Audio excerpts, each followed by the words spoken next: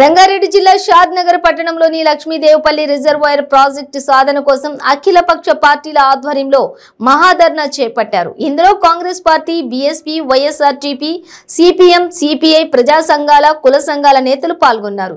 ఈ సందర్భంగా వారు మాట్లాడుతూ లక్ష్మీదేవపల్లి రిజర్వాయర్ ప్రాజెక్టు చేపడతామని సీఎం కేసీఆర్ మాట ఇచ్చి ఇప్పుడు మరిచారన్నారు. ఇప్పటికైనా చిత్తశుద్ధి ఉంటే వెంటనే ప్రాజెక్టు నిర్మాణం చేపట్టాలని అన్నారు. లక్ష్మీదేవపల్లి ప్రాజెక్టు నిర్మించే వరకు ప్రతిపక్షాలు, ప్రజా సంఘాలతో కలిసి పోరాటం ఉధృతం చేస్తామని అన్నారు.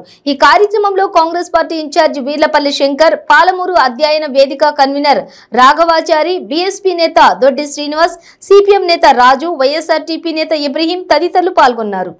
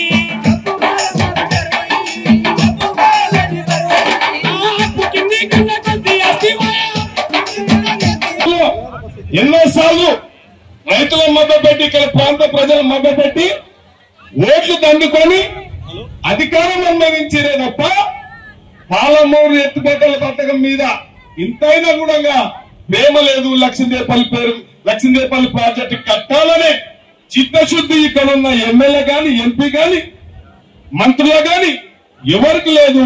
కేవలం ఇక్కడ కొందరు ప్రతిపక్షాలకు, పాలమూరు అధ్యయన కేంద్రానికి మాత్రమే ఇవాళ ఆలోచన ఉంది. కాబట్టి ఈ కార్యక్రమాలు తీసుకోవడం జరుగుతూ ఉంది.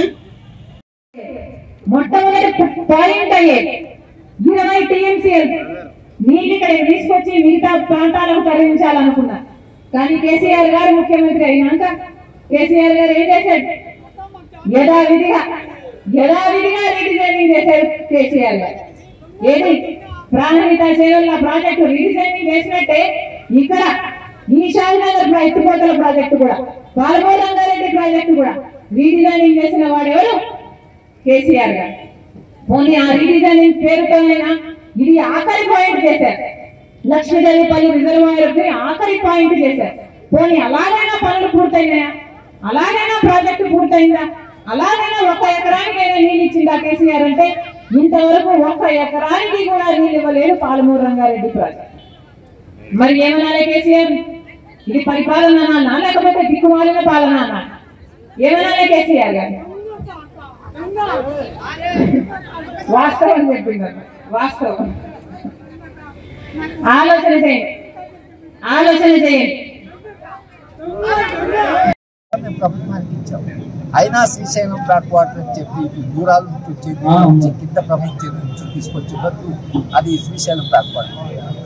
మనకు నారాయణపేట జిల్లాకి నీళ్లు రావడం చాలా కష్టం శ్రీశైలం. కనుక మనం అది వ్యాసాలు రాసాం, ఉత్తరాలు రాసాం, తర్వాత సభలు పెట్టి, సమావేశాలు పెట్టి, రౌండ్ టేబుల్ పెట్టి చెప్తాం. అయినా కూడా ఈ ప్రాజెక్టు ప్రారంభించినట్టుగానే ప్రారంభించి కాళేశ్వరానికి తరలించారు. మనం వాళ్ళు అనుకున్న ప్రశ్న ఏంటంటే, మీరు కాళేశ్వరం అంత ప్రధానమైన ప్రాజెక్ట్, అది గోదావరి నది మీరు ఎప్పుడైనా కట్టుకోవచ్చు కదా. గోదావరిలో కృష్ణా జలం ఉంది. ఇంకా కృష్ణానది కదా. తెలంగాణ ఉద్యమంలో మనం మాట్లాడి మీరు ఈ ప్రాజెక్టు యుద్ధ ప్రాతిపదిక మీద పూర్తి చేయకుండా మీరు అక్కడికి వెళ్ళారు. ఒకటి. రెండవది, లక్ష్మీదేవి జిల్లాలో కూడా ఒక జలసాధన ఆ జలసాధన ఉద్యమాల ఫలితంగానే కల్వకుర్తి, టెంపాడు, భీమా లిఫ్ట్ ఇరిగేషన్ స్కీమ్లు ఈ ప్రాంతానికి మంజూరు. ఆ స్కీమ్ల వల్ల ఈ జిల్లా మొత్తం తడుస్తలేదని గ్రహించి, మారకం ఇంకలేదని గ్రహించి ఇంజనీర్లు ఇక్కడి ప్రజల యొక్క సహకారంతో వాళ్ళు చాలా కొత్త ప్రాజెక్టులు పాలమూరు రంగారెడ్డి ఆ ప్రాజెక్టు దూరాల నుంచి నీళ్లు ఎత్తిపోసి లక్ష్మీదేవిపల్లి రిజర్వాయర్ నింపాలి. ఆ లక్ష్మీదేవిపల్లి రిజర్వాయర్ నిండితే అప్పుడు ఇప్పుడు రంగారెడ్డి, వికారాబాదు, నారాయణపేట అదేవిధంగా ఈ షాదనగర్ ప్రాంతాల్లో సుమారు 10 లక్షల ఎకరాలు మారుతుందని చెప్పి ఒక అంచనా.